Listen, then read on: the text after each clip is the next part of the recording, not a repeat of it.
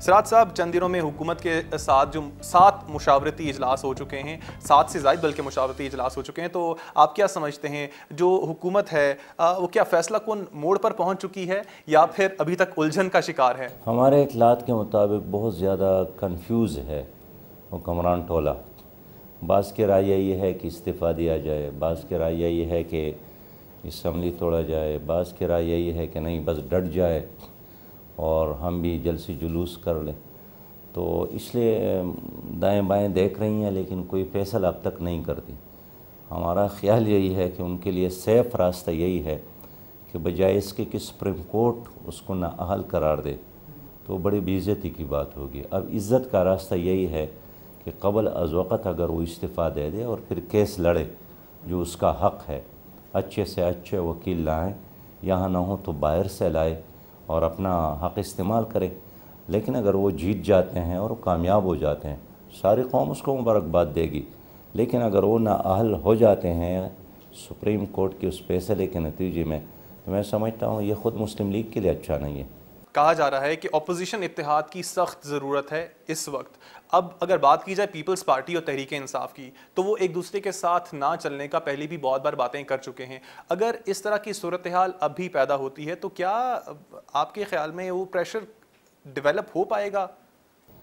ظاہر ہے ماضی میں بھی جو جتنا عرصہ گزرا ہے اس میں اپوزیشن بہت کم متحد رہی ہے، لیکن اس وقت جب پاناما اسکینڈل کا واقعہ ہو گیا تو یہی اپوزیشن تھی کہ جن نے مل کر ٹی او آر بنایا اور وہ ٹی او آر ہم نے حکومت کے ہاتھوں میں تھمائے۔ اس میں جماعت اسلامی نے بڑا کردار ادا کیا تھا۔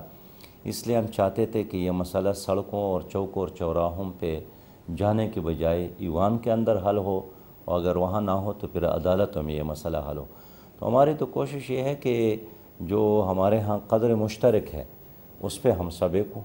صحیح ہے۔ اب سر آپ سے میں تھوڑی وضاحت چاہوں گا، وزیر اعظم کے استعفے کا مطالبہ کیا جا رہا ہے، تو وزیر اعظم کے استعفے سے مراد کیا ہے؟ مطلب وہ خود ہٹ جائیں اور ان کی جگہ کوئی اور مسلم لیگ نون کا رہنما آ جائے اور 5 سال کی مدت پوری کی جائے، یا پھر آپ چاہتے ہیں کہ مسلم لیگ نون کی حکومت ہی ختم ہو جائے؟ نہیں، میں یہ سمجھتا ہوں کہ جو اسمبلی کی مدت ہے وہ پورا ہو، اس لیے کہ غلطی یا جو پاناما اسکینڈل میں تو سارا ایوان تو ملوث نہیں ہے کہ اس کو توڑا جائے یا ختم کیا جائے۔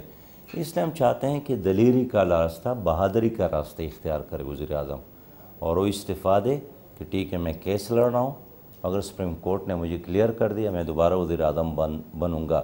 لیکن اگر سپریم کورٹ نے اس کو کہا کہ اپنا اہل ہے اور 62 اور 63 پر پورا نہیں اترتے ہیں تو یہ اس کے لیے بڑی بے عزتی کی بات ہوگی۔ اس لیے اپوزیشن کا ڈیمانڈ یہی ہے کہ جو آئی ٹی بھی آپ کے خلاف ہے، 5 میں سے 2 ججز نے بالکل ہی کہا کہ اپنا اہل ہے، تو آپ کے لیے اور کیا راستہ ہے؟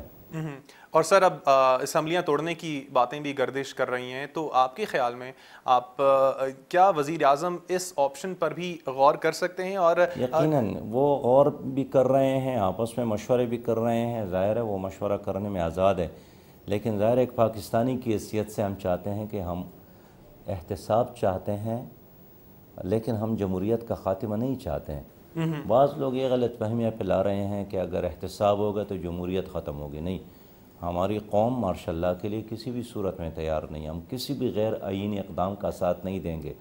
ہم احتساب چاہتے ہیں اور یہی چاہتے ہیں کہ احتساب اور جمہوریت ساتھ ساتھ چلے، لیکن احتساب کے حوالے سے بھی ہمارا یہ موقف ہے کہ احتساب بھی سب کا ہو۔ موجودہ حکمرانوں نے بھی اگر لوٹا ان کا بھی احتساب ہو، لیکن اس سے پہلے جن لوگوں نے اس قوم کو لوٹا ہے اور پیسے جمع کر کے باہر ملکوں میں منتقل کی ہے ان کا بھی احتساب ہو جائے۔ جن کا نام آف شور کمپنیوں میں ہے ان کا بھی احتساب ہو جائے، جنہوں نے پاکستان کے بینکوں سے بڑے بڑے قرضے لی ہیں اور معاف کروائے ہیں۔ تو اب سپریم کورٹ سے ساری قوم کا یہی مطالبہ ہے کہ اگر ایک سنہری لمحہ آپ کے ہاتھ لگا ہے اس کو ضائع نہ ہونے دے اور ایک ایسا میکینزم، ایک ایسا نظام بنایا جائے کہ اس میں سب کا احتساب ہو۔ میں کہتا ہوں کہ سب سے پہلے میں اپنے آپ کو احتساب کے لیے پیش کرتا ہوں، لیکن اب سب کا احتساب یہ ہمارا ڈیمانڈ ہے اور یہ قوم کا مطالبہ بھی ہے۔